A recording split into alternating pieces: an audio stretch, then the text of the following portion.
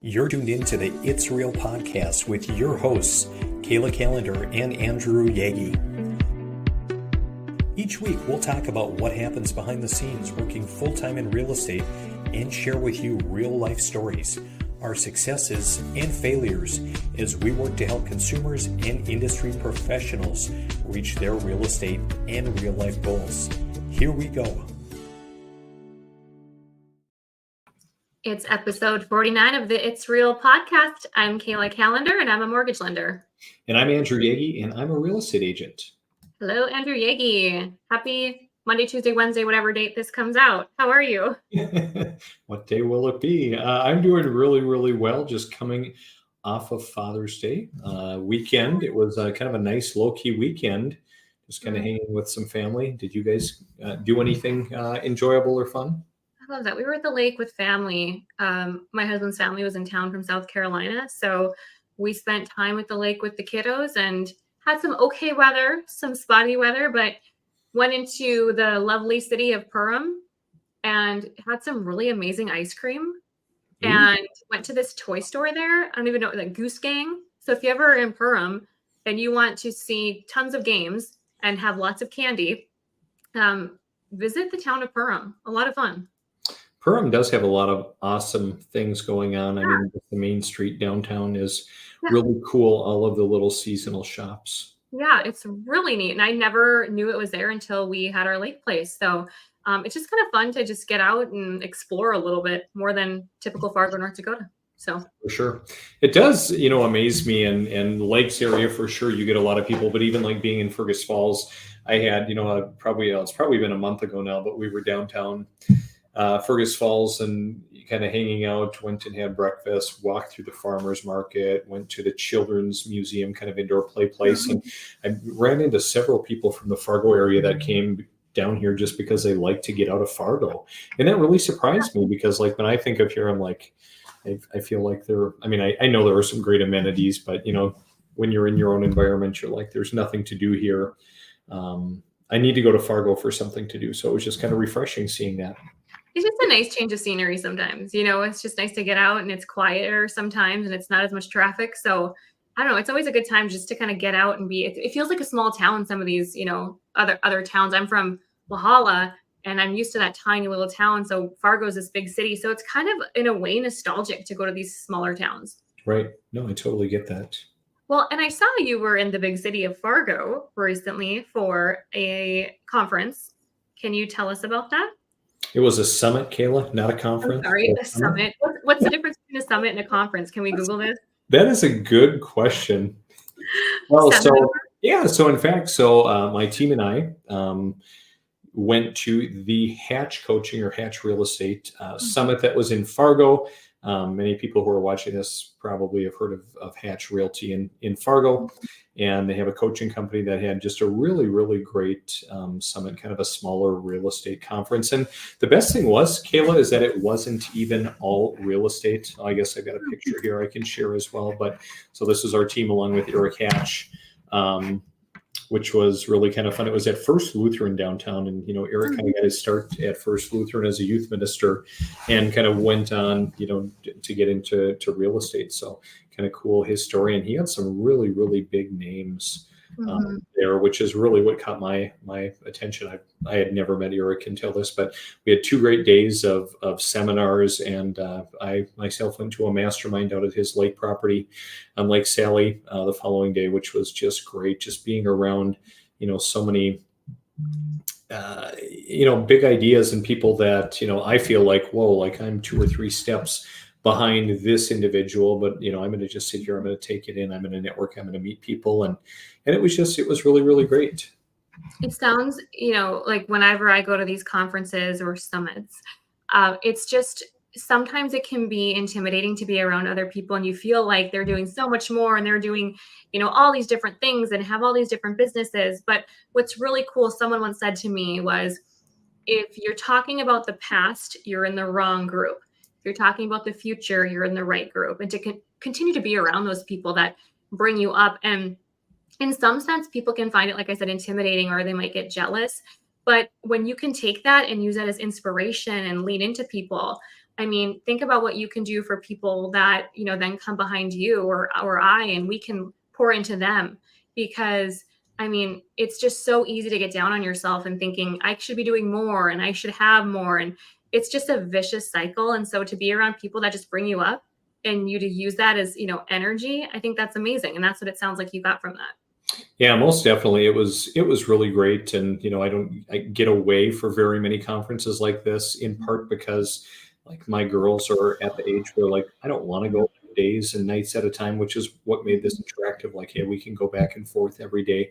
And, it was just very eye opening, because a lot of people will go to a conference or see someone speak. And like, there was one individual there speaking who is the head of a company that's got $1 billion valuation. Wow. And it's easy to sit there and be like, wow, like I really want what he has or whatever. But, then he kind of shares some of the things that he's struggling with. And even, talking to Eric, and Eric had many of the same sentiments. Like, I think last year he was on the road 120 days during the year, like coaching and doing things. And he says, this year, I'm not doing that. I want to be around for my kids' activities. And that resonated with me. And even this other individual who heads up this $1 billion company talked about, even though a lot of people think that, he's many steps ahead of them and he has it all, between, maybe some health issues that he's struggling with. And then just the fact that he's listening to Eric talk about the family piece. He doesn't have a wife or kids. He said, I would give up so much of what I have to have what you have. Wow. So that really struck me too, and really, helped keep me grounded, because sometimes it's, people like you and I, we want to grind. We want to work hard for our clients. We want to help people get to their goals, so we also can reach our goals, but it comes at a cost. Well, and it also goes to say too, it's like you probably put yourself on the back burner, and it's the relationship sometimes closest to you get put on that back burner because you're working for that goal. And it's like, sometimes you just need to just put it all in perspective and realize like that goalpost can continue to move, especially in our business. For people that are entrepreneurs and people that are, the sky's the limit. It's so easy to say, okay, I hit that goal. Now I'll move that goalpost. At what point does the goalpost stop moving too? And I think we need to kind of take a step back and say, okay, we need to just take some time and like recharge and take a step back sometimes. Mm-hmm. Yeah, for sure. Yeah, it was really good. I'm still kind of on a high, from then, and now going to connect with my team tomorrow and just kind of visit to be like, okay, what do we take just so this doesn't die? Like, what are we going to do to kind of move forward? Well, it's so easy to go and get inspired, but it's truly in the, what do you do after, and what do you do in the next 90 days? And I love that you took your team. That's amazing. It's not just you going, it's your team. And that is amazing, because you guys can all grow together. It was really good. For a little bit there, I was thinking it was a little bit of a curse and a bad idea, just because we've been so busy with real estate that, to have most everybody out of the office. But hey, it ends up working out, and it was a really great experience. That's awesome. I'm glad you had a good time. It looked like it was well attended, and it looked like it was worth it for sure. Yeah, without a doubt. So, Kayla, tell me what's going on with rates this week. Good old interest rates. So right around 7%. So we've seen them dip up and down a little bit, but pretty flat the last little while. So 30 years right around that 7 mark. Again, you can pay it down. You can pay points to have a lower rate. I locked someone on a VA deal. So you see 6.52. I locked someone today at 6.25.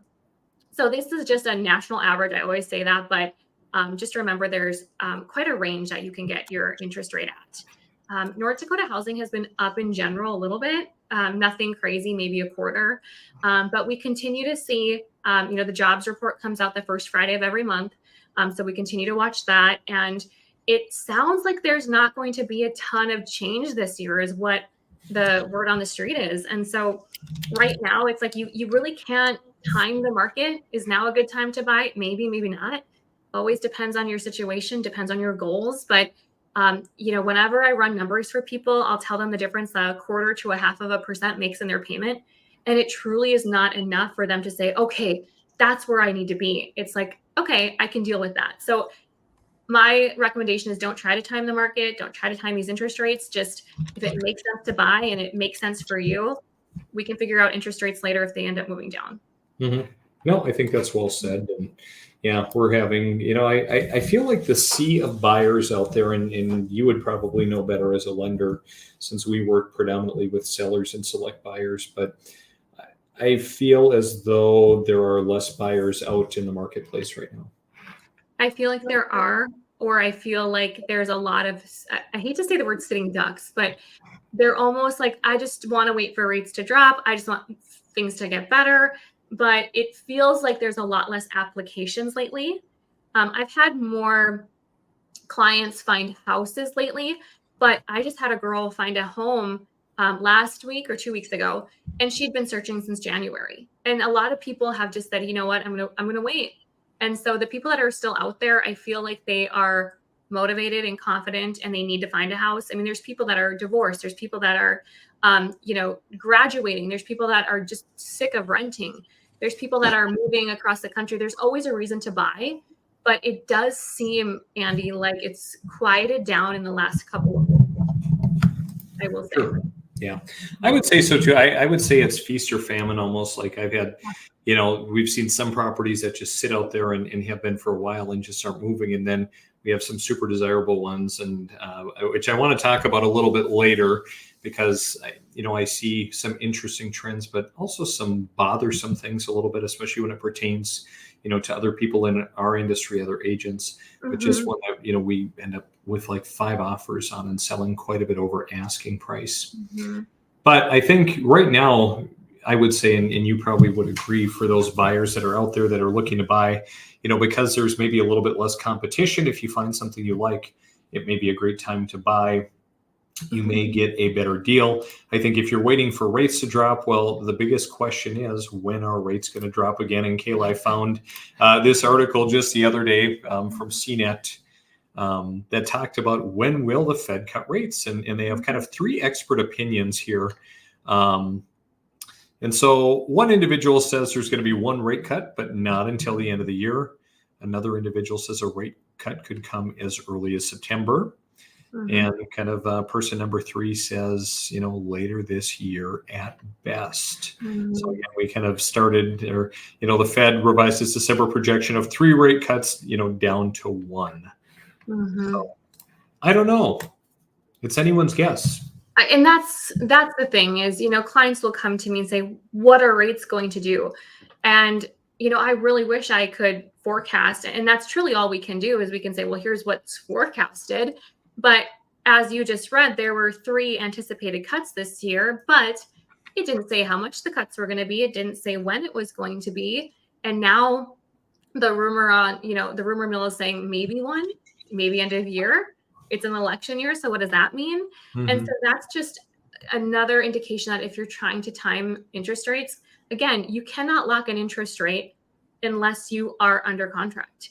I mean, yeah, there's some lock and shop programs, but to really time this, if this was to occur in September, you better be under contract in August. That means you need to be shopping for a home mid-August. So it's so hard to time it, and it's exhausting for the consumer.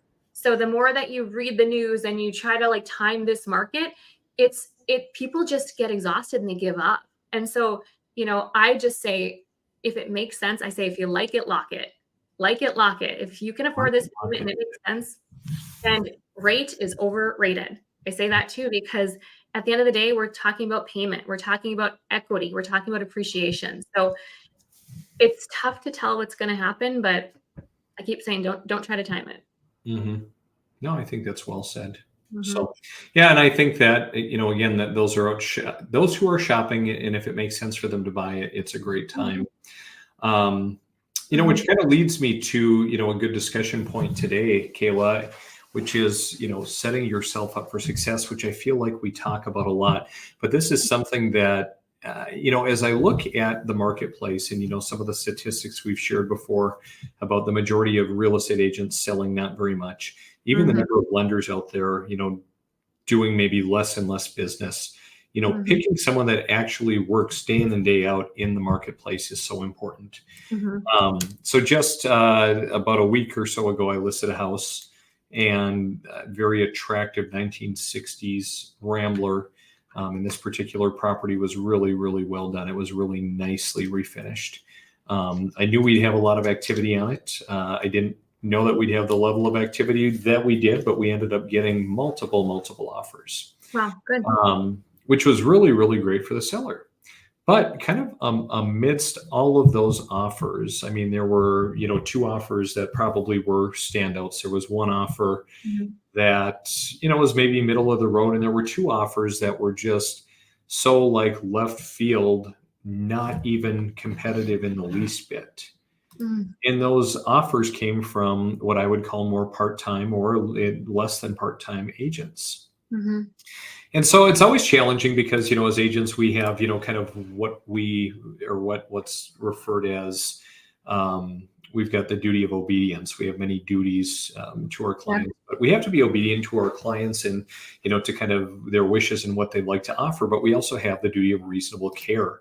And so as I'm looking at some of these offers as a listing agent, and I see, Kayla, I want everybody to win. So I would love it. Like if I could sell, like if there were 5 offers on a home, if I could sell the house 5 times, just because it's always sad to see people lose out. I mean, especially when they have this goal or this dream of home ownership or raising their family, they're starting a new marriage, a new life together, whatever it is.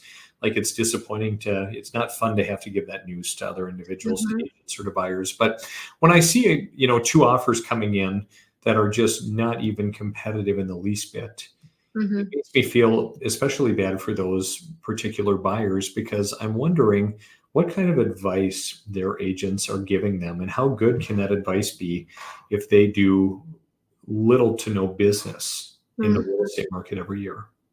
Well, I have seen something a few times now, and it's some things that realtors will post, I think mostly on Instagram, and it's like, the job of a realtor is not to find you a house. That's the common thought, is they're just to find you the house. It's to negotiate on your behalf. It's to educate you. It's to be there after contract, once you're in that contract, to advise you. What if there's repairs needed? What if the appraisal comes in low? What if there's issues with financing? What if the seller is getting cold feet? Like, there's so much that a realtor does. And I think it's just a common misconception, I could be wrong, that it's like, hey, you have your license and I just need you to find me the house.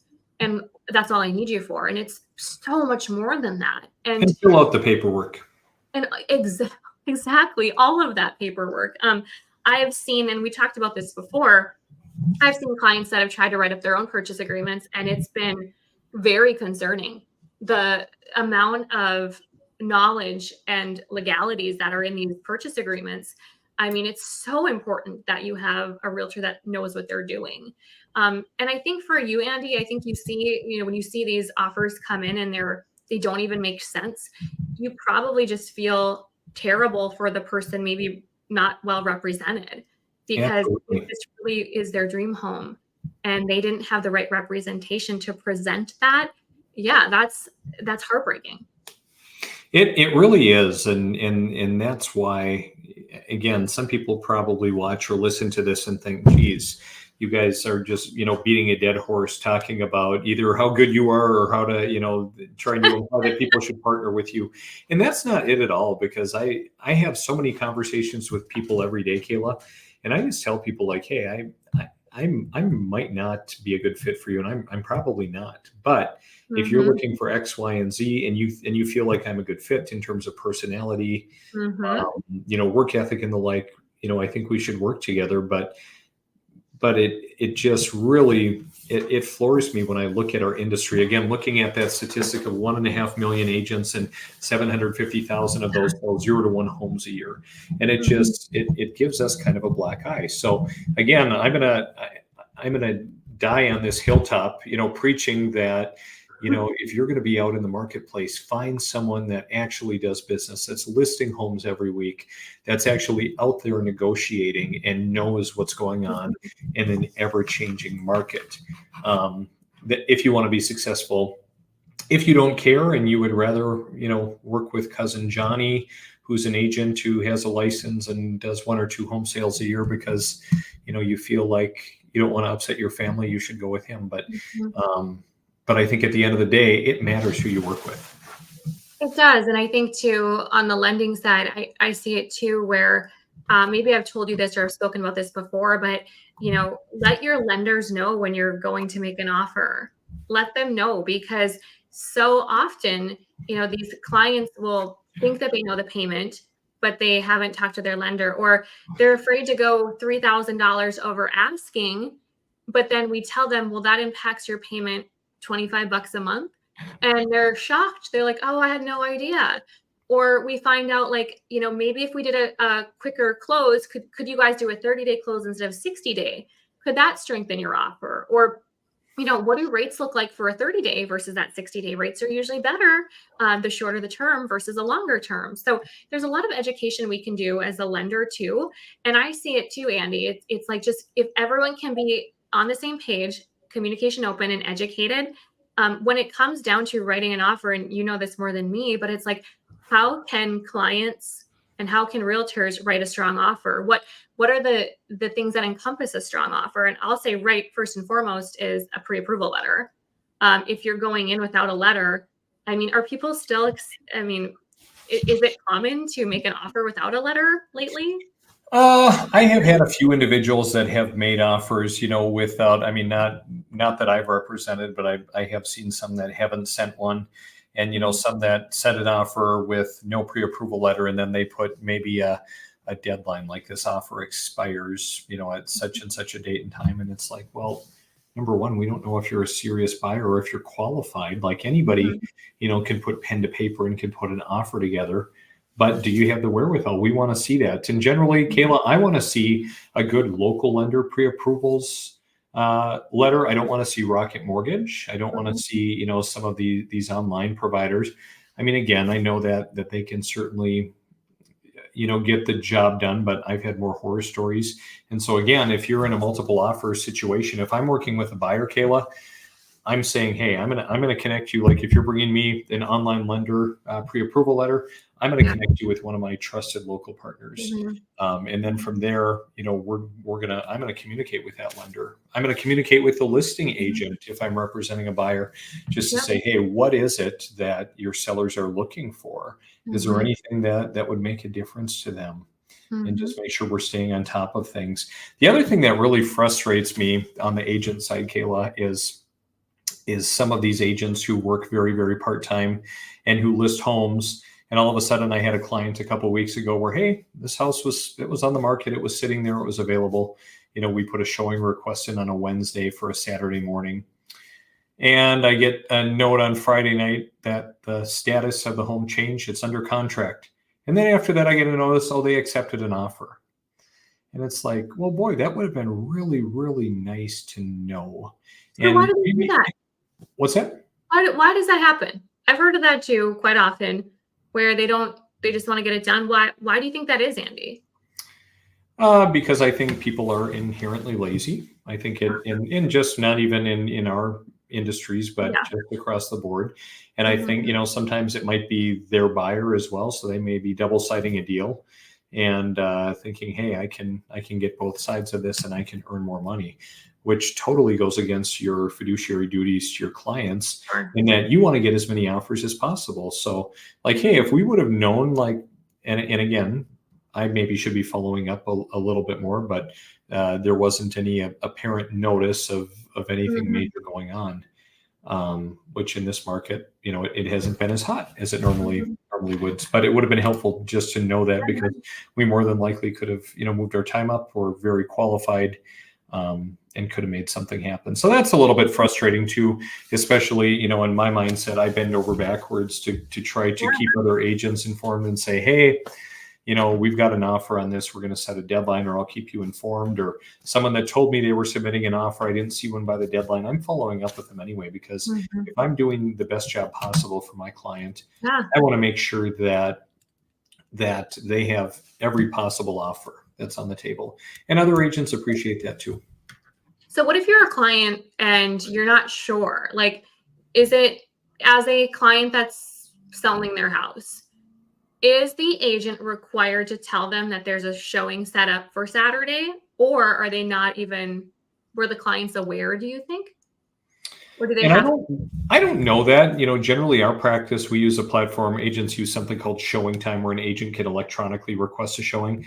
We have it set up generally where all of our clients are getting a text message and or an email. They can get a phone call if someone requests one. So that ideally would be, the best practice, so that they're approving the showings and that they know what's going on. I think, that's maybe a point that, one could debate. Are you required to let them know of a showing or not if there's an offer coming in? I mean, I really think you are, because I think you have to, alert your client to the fact that, hey, there's some other interest in here. We may not want to accept this. If the client decides to do that, then they do. But, good communication is paramount. It's huge. So aside from, an approval letter, that's, a local lender, taking time to keep the lender in the loop, that's kind of where I'm coming from my side of things. And timeline, like, what does your timeline look like? When you're writing an offer, is sooner better, is longer better to accommodate the seller? Yeah. What else do you feel would make a strong offer as a buyer when you're writing up a purchase agreement? A case of red wine, Kayla. Case. I only drink yeah, I'd say red and white. Maybe I just say that because there have been kind of some real interesting, multiple offer situations, especially, over these past few years. And that there was, I heard the story of some buyers that came through and they knew there were going to be multiple offers. So they were kind of, as they're touring this house, they saw that this family liked this very specific kind of wine.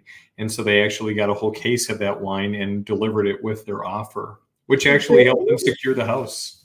Seriously? Wow. Seriously. Yeah. That's effort right there. That is. So I think it comes down to, kind of being creative and looking for, because quite often there isn't anything that's going to be unique. It's just like, hey, they just want the most money possible. But if you could find something to kind of set your offer apart. I had a transaction where someone wrote kind of a love letter to the sellers. Yeah. And really, really wanted this house. They could envision it, for their family and young kids and whatever. But then also in their offer, Kayla, they put in there that it was contingent on them canceling their purchase agreement they already had on another home that they were trying to buy.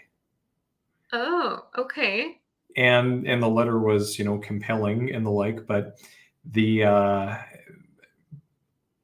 but it just doesn't paint a great picture that, hey, like, you already have a home that you've agreed to buy, but now you want to go back on your word and then you want to buy our house. Well, that's kind of a red flag.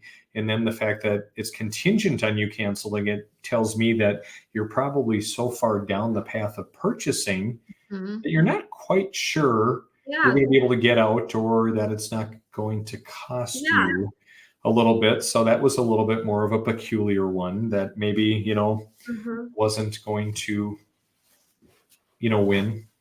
Well, and I think it's emotional as a seller. It's like, it's bittersweet, probably. Maybe you've raised your kids there and you've had many memories, and I think it's emotional. And so when you're getting an offer, like when I've sold my house, houses before, I've seen letters, I've seen people like, who is going to be buying this house? It's emotional. And I think that sometimes that's forgotten. And I love the love letters. I think that that's great. I love the wine. Like, that's incredibly creative. I think creativity is so important, and strategizing with your whole entire team. I had a client a couple of weeks ago get into contract. And one of the things I did is I called up the listing agent and I said, and she knew who I was. And I said, hey, they've been through automated underwriter. They've been, I've looked at all their financials. They're good to go. We talked about, we've had conversations of, there was talk about an appraisal, like would it appraise? I have to be careful what I say. I can't say a client can do anything, but to just talk to the listing agent and say, hey, I'm here. We're going to communicate. We're going to talk through this. I'm going to let you know once the appraisal is ordered, once it's in. That allows the listing agent to tell the seller, which gives them peace of mind. So if they know up front that Kayla's going to communicate, or whoever lender, that also helps too. And I think it's all about just having that open communication and finding ways to stand out. I even see people write larger earnest money checks sometimes to simplify. I've seen, back in 2020, 21, there were inspection waivers, which we don't see now, which is, you don't need to. But we do around here just a little bit more. It's not, people, a Fargo agent told me once that Fargo buyers and agents like their inspections, as they should, but I've seen quite a number of waivers lately. Well, and every now and then we get an appraisal waiver. So as a lender, we sometimes can get an appraisal waiver, meaning an appraisal is not needed based on the actual file that we have. So even that's a great point to stand out. I've been very surprised, Kayla, when you say the appraisal waiver, the number of transactions that I've done lately that have had those where they haven't done an appraisal. Yeah, and a lot of times it's traditionally when people have strong files, it's something that's ran under, it's Freddie Mac or Fannie Mae called our automated underwriter. That's what determines it based on the property. But that's a great way for someone to save a few $100s. And if there's any concerns of an appraisal being low, it's not a concern anymore because you got a waiver. So that's just something really, really great if we can get one of those. For sure. Is there anything else that you think would be hey, I would recommend one last tip for a really strong offer, or anything that our audience can maybe take away? I think a tip for a strong offer starts with picking the right players on your team, kind of like when you're out at recess and, there are 2 team captains and you take turns picking who do you want on your team.